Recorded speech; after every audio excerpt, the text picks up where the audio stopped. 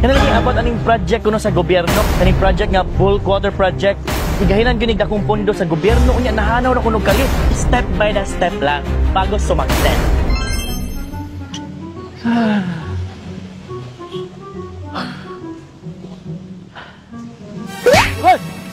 Kuyo, chika ni mo. Kuyo, masata ni mo biyang. Eh, taysa kay ngano ni ari ko dali para mo chill, para mo ginhawa, kay break time pa man so. Tanaw ang dagat oh.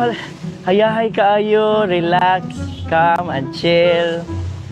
Sure ka di ka ganahan maminaw sa chika. Wow, chika na sad pero murag kay ko unsa na? Murag kay ko abot unsa na? Bahay na sa tubig no. Ibaw lagi ka certified maritas jud ka share. Ay, biyang gibaw biya ta nga karon no. Summer baya no nya init ba gyud mga panahon no, you know. And naala sad lagi ko mga nasagap nga mga chika nga sus grabe maka-stress jud. Kana lagi abot aning project kuno sa gobyerno kaning gitawag nga kaning project nga bulk water project. What? Kay kani kuno nga project ingon sila igahinan gyud dakong pondo sa gobyerno unya nahanaw na kuno kalit. Unya wala pag kuno ni pulos nga proyekto kay naamang kuno gyapon mga service interruption so ug uban pa nga mga ay abot na lang maka-stress biyang sa. Ayaw gud pa stress him. Para mas masabta na lang sa kadaghanan o mas maklaro ato na lang ng klaruhon ang balik din hisa. Klaro right tabay. So Biangs, unsa magdaning bulk water project kay base ako mga nadunggan no murag ambot lang pero murag okay ra. Pero bitaw unsa magdaning siya nga project? Well, in the Now City Bulk Water Project usa ka dakong investment ug lakang sa atong syudad aron mas mapalambo ang serbisyo sa tubig ug economically ang tibuok dakbayan. Pinaagi ni ini nga proyekto atong giandam ang dakbayan sa umaabot. Part ni siya sa roadmap o direksyon nga atong gisunod. Sama na lang sa pag-andam sa atong nagkadaghan nga residente o panimalay sa Danau ug sa atong mga investors. O gisiguro nga aduna tay sustainable, igo ug limpyo nga supply sa tubig karon ug sa umaabot. Kanang dili ta maghuwat ba nga diha pa mo action kay abi nagka-problema na o grabe na hinuon ang demand sa tubig. So, kanus ama gini siya gisugdan Biangs og nahuman na ba ni siya nga proyekto? Na-conceptualize gyud ni nga project ni adtong December 2009 pa siyem sa dihang mipirma og loan agreement si Mayor Nito with Land Bank. Atong panahona ang approved loan nato para sa proyekto kay 450 million ug ang pinakabarato ug winning bidder mao ang Wick and Hoagland gikan Thailand nga 429 million ang gipresyo. April 2010 na groundbreaking na ta apan sa samang tuig adunay change of administration sa dihang si anhing Mayor Boy na ang nilingkod. Lahi ang iyang prioridad, maong wala mapadayon ang proyekto ni Mayor Nito sa iyang termino. Back on track ang proyekto year 2013 sa dihang nabalik isip mayor sa syudad si Mayor Nito. Niining tuiga, giusab ang design aron makatipid sa kuryente o sa tibuok proseso. Sa misunod nga mga katuigan, gipadayon ang mga legal requirements, permits ug construction work ug finally, year 2022 na human na turnover ug operational na ang bulk water project sa Dakbayan. Tungod sa strategic planning ug redesigning, from 429 million nga original contract amount, miubos pa gyud sa 405 million ang total project cost ni ining atong bulk water project. So, Biangs, naman ni question gyud nga mahal daw kuno ang proyekto. Para sa nako, of course kay premium gyud ang costing ani kay quality man atong gisgotan ani. Apil na ni ini ang pila ka kilometros nga mga tubo o pipeline. High-density polyethylene pipe system sa atong contractor from Thailand. Ligon kaayo nga klase, dili tayaon, o dili dali mabuslot o mag-leaking.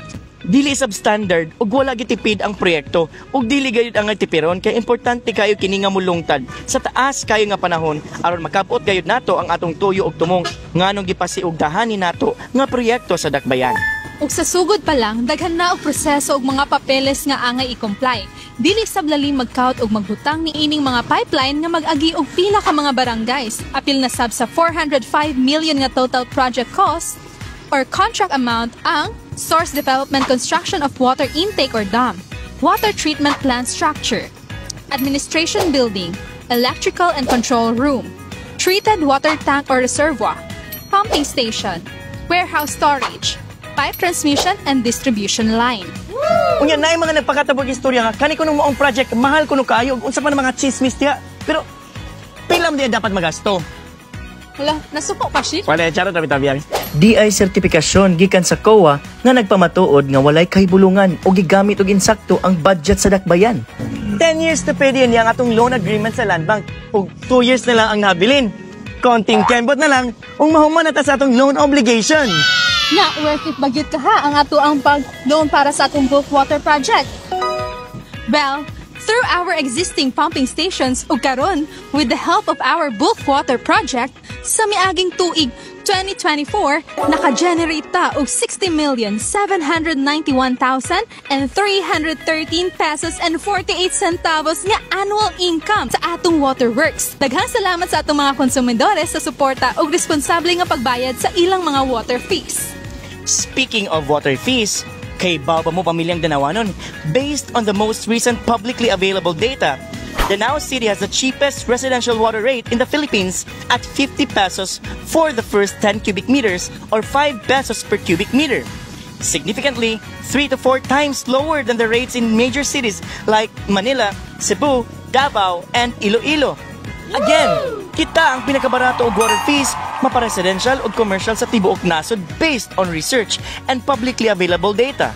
Wow, Chim, kanindot nanday no kay bisag sa inflation, sa ato ang mga nagastos sa atong bulk water project and all, wala pa gyud data mag-increase sa ato ang water rate diri sa Dakbayan.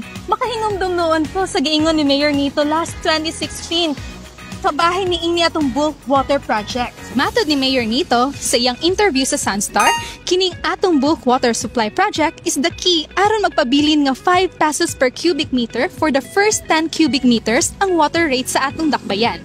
Matod niya, kini nga rate was fixed by our late Mano Amon who wanted the rate to be forever in order to help the people in Danao City nga ma-afford yun. Diyang, so wala lagi mga kakulian, no? Unya, buligan lang yun sa Ginoo atong Dakbayan. Hinawad nga magpabili na gini nga rate. Yes, Shim, but knowing nga kita ang cheapest sa tibuok nasod and 3 to 4 times lower ang ato ang water rates dinhi sa Dakbayan, it's a big win for us na. Nagpakita lamang kini sa commitment sa atong city government ubos sa lideratong Durano nga makahatag og affordable water service para sa pamilyang Danawanon. Giprioritize ang serbisyo, dili ang profit.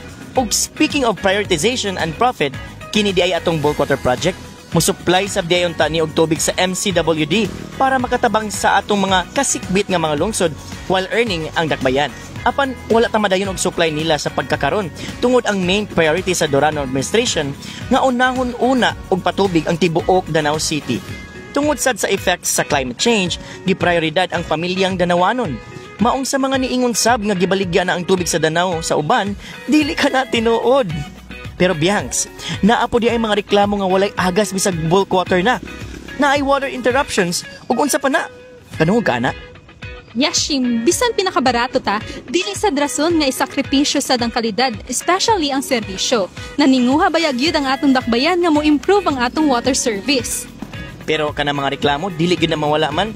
Bisag asa man siguro nga parte sa Pilipinas na ayaw ungo sa tubig. Sinabtanay lang gyud ta.